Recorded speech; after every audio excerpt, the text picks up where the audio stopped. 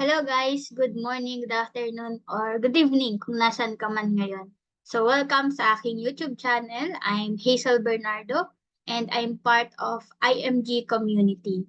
So you can check my QR code or bio link para makita mo din yung background ko. And welcome ka din sa ating ating FB page which is yung IMG Kabuya Financial Center para lagi kang updated sa ating mga post and mga events at mga financial center kung saan ka man nandun.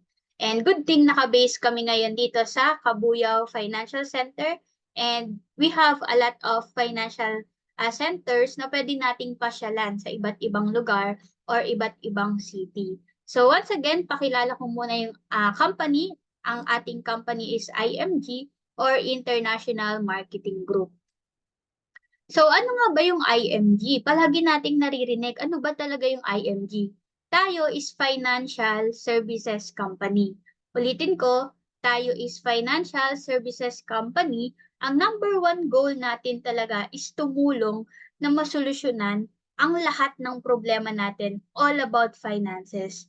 And number one dyan, syempre, ang goal natin, turuan natin yung mga kababayan natin na maging wise sa paghawak or pag-handle ng pera or ng income natin. And of course, kailangan din natin talaga na tulungan yung mga kababayan natin paano po ba yung tamang pag-control and pag-save para sa future natin.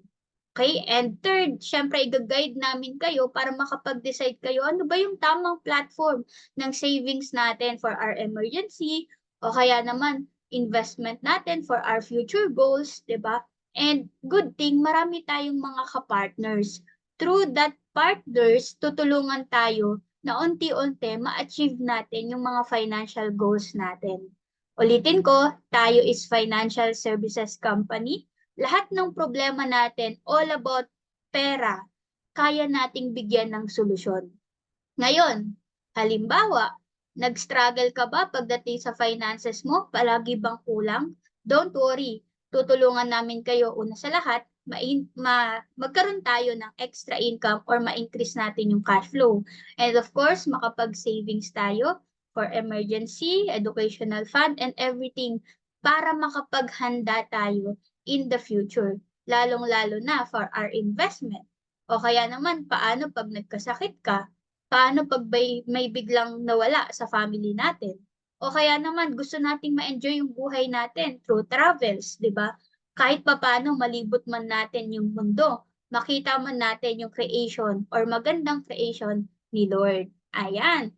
So ngayon, pag-usapan po muna natin, paano ba natin talaga malalaman kung legal ang company na papasukan po natin?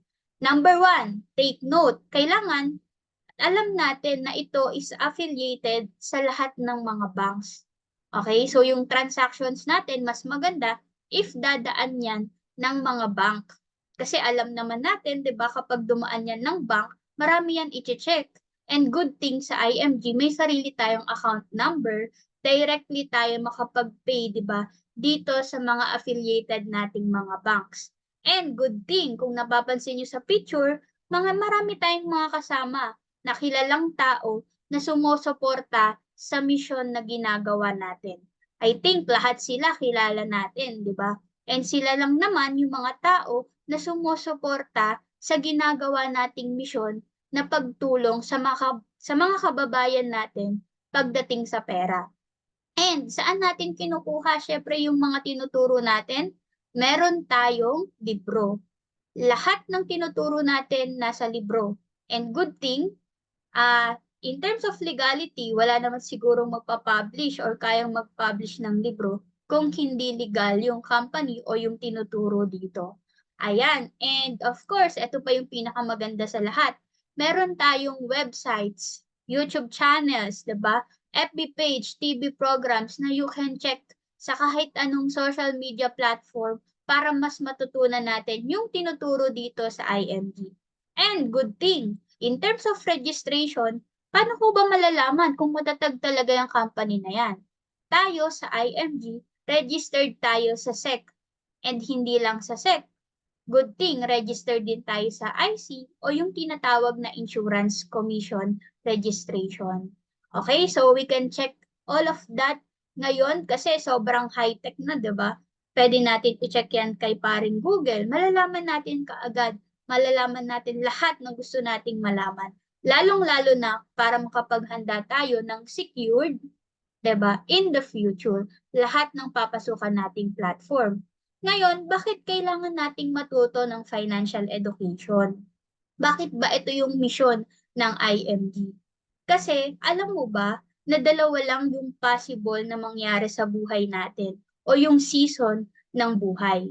Ito yung tinatawag na productive and non-productive years. Ulitin ko, dalawang season sa buhay mo, lahat tayo darating dito, lahat tayo mararanasan to. Una, yung tinatawag na productive years, which is ngayon na malakas ka pa, kaya mo pang mag-income, 'di ba? May trabaho pa tayo, ito yung time na kaya pa nating mag-produce. Kaya lang, ang pinakamalaking question, nakakapag-prepare na ba tayo? Ikaw, tanong ko sa'yo, may preparation ka na ba? Ilang taon ka nang nagtatrabaho? 'Di ba? Meron ka na bang napaghandaan? Meron ka na bang naitanim? Kasi sabi nga sa Proverbs, a man without vision will perish. So ayan yung pinakamabigat na kailangan natin palang pagtuunan ng pansin ngayon pa lang. Kasi pagdating mo ng non-productive years, ito na yung start ng buhay mo na wala ka ng income. Gustuhin mo man magtrabaho, yung katawan mo sumusuko na din. Kaya nga based sa research, more than 87% ng mga senior citizen age, wala talagang sapat na retirement savings. Kung wala kang mapaghahandaan sa palagay mo, kanino ka kaya aasa? Okay, madalas dito, ito na yung time na aasa sa mga anak, aasa sa pension. Kung magkaganon, kamusta kaya yung magiging buhay ng anak mo? Kamusta kaya yung magiging buhay mo? Again, kahit anong status mo ngayon, OFW ka man, employee ka man, business owner ka man, self-employed ka man, 'di ba? Kahit anong source of income mo ngayon, dadating yung time na magiging non-productive tayo. Kaya lang, sabi nga, based sa research, madalas sa atin walang preparation, walang napaghahandaan, nagiging financially broke. Ngayon, question ko sa'yo, sa palagay mo, kung wala kang preparation, kung wala kang mapaghahandaan, paano kaya yung future mo at yung future ng family mo? Or ikaw ba yung tao na ngayon pa lang nakakapag-prepare na, nakakapag-save na, nakakapag-invest na, 'di ba? Pinaghahandaan talaga yung mga importanteng bagay na kailangan meron tayo. Paano pag nagkasakit ka? Meron ka na bang healthcare? Paano pag kinailangan ng family mo, biglang nagkaroon ng emergency? May emergency fund ka na ba? May naipon ka na ba for your investment in the future? Sabi nga, kapag may tinanim, may aanihin. May retirement fund na ba tayo? Baka konting kembot na lang, nandito ka na pala sa non-productive years. Ngayon, tingnan mo kung kailan yung best time para mag-start kang maghanda or magtanim. Gusto mo ba talaga na maging financially secure? Ngayon, diyan pumapasok yung IMG. So paano? Paano tayo unti-unting makakapag-prepare or makakapaghanda? Isa sa platform na meron tayo is yung access natin in terms of investment sa stock market or mutual fund. So dalawang way yan. Kung gusto mong magkaroon ng savings or investment in the future, may preparation ka ngayon pa lang, dito sa mga malalaking company o yung tinatawag nating stock market, may dalawang paraan tayo. Una, yung tinatawag nating direct trading, and take note, ikaw yung fund manager dito. And yung isa naman, indirect or mutual fund, which is may fund manager tayo. So, ayun yung difference. Sige, mas i-explain natin. Halimbawa, ikaw to, gusto mong mag-invest sa mga malalaking company. Unang option mo ay yung direct trading. Ibig sabihin, ikaw yung fund manager. Take note, dito kung ikaw yung fund manager, ikaw yung magba-buy and sell. Una sa lahat, kailangan may knowledge ka talaga in terms of investment. And pangalawa, mostly dito, isa or dalawang company lang yung pwede nating mapaglagyan. And nasa direct trading, dito talaga kailangan mo mag-alat ng time. Diba? Nakafocus ka, baka mamaya biglang bumagsak yung market o kaya naman biglang tumaas, diba? Kailangan meron ka nung tatlo. Okay, may time ka para maaral mo siya, ma-analyze mo siya, 'di ba? And syempre, yung amount ng investment na kailangan natin diyan ilagay. So ayan yung direct trading. Kapag naman indirect or mutual fund, take note, dito may sarili tayong fund manager. Una sa lahat, kahit busy ka, kahit hindi ka knowledgeable pagdating sa stock market, walang problema.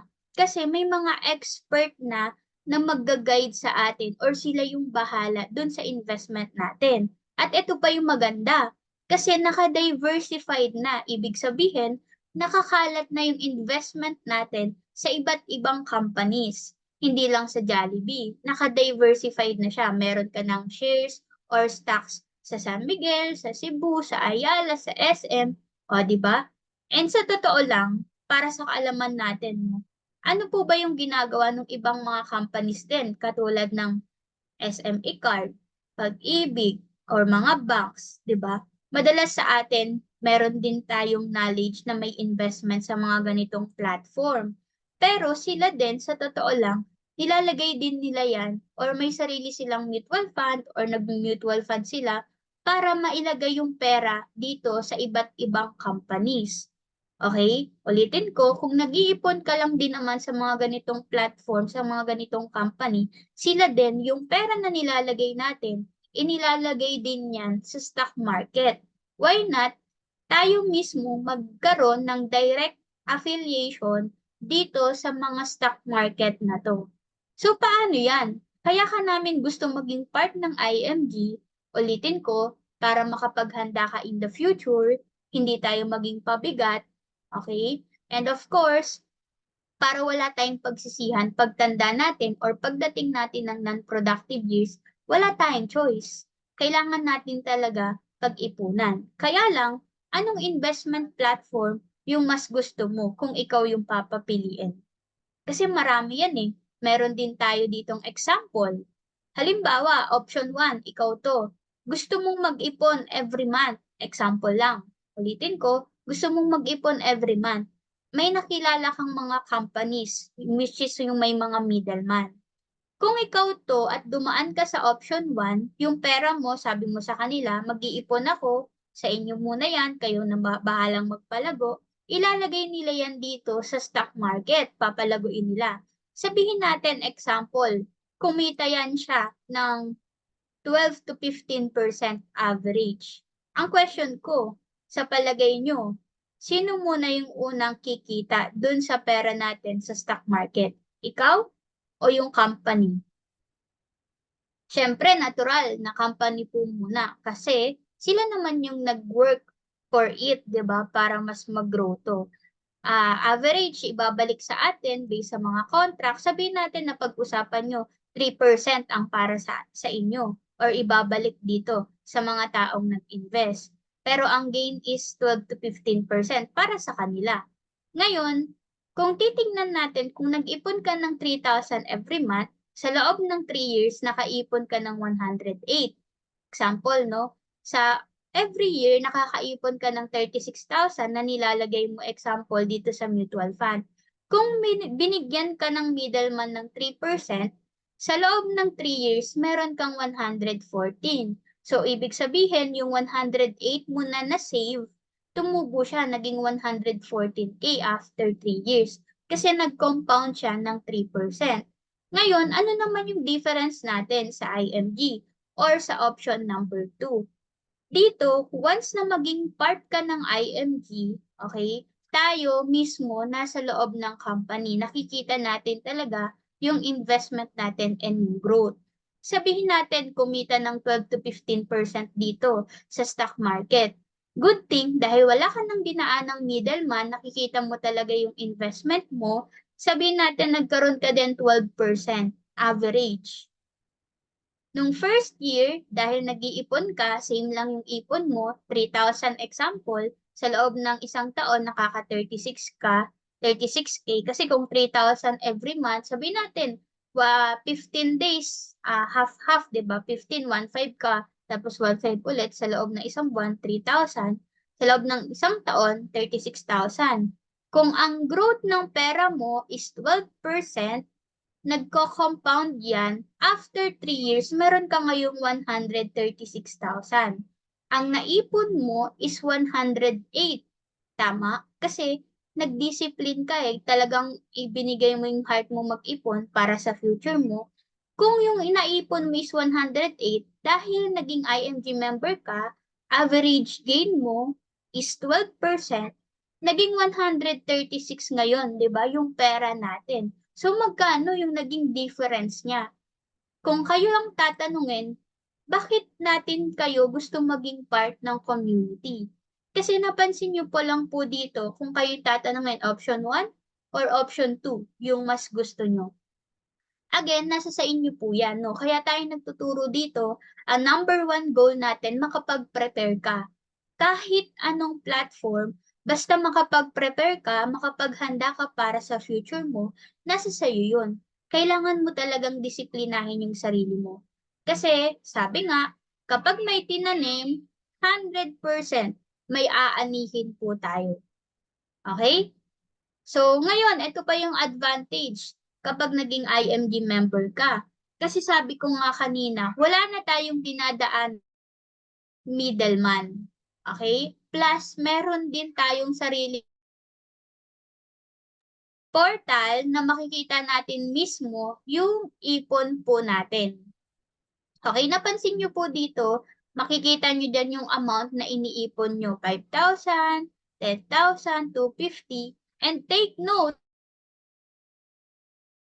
ang pinaka-minimum po natin dito na ipon is just 20 pesos. So, kahit po 20 pesos, pwede kang maglagay, pwede kang mag-ipon. Bayaran mo naman yung sarili mo, di ba? Sa pagpapakahirap mo magtrabaho para in the future, wala kang pagsisihan kasi may naitanim ka. And take note din, alam niyo po ba, tayo yung may control ng investment natin. Kasi anytime din, pwede kang maglagay any amount, minimum 20 pesos. Plus, pwede ka din dyan mag-withdraw anytime.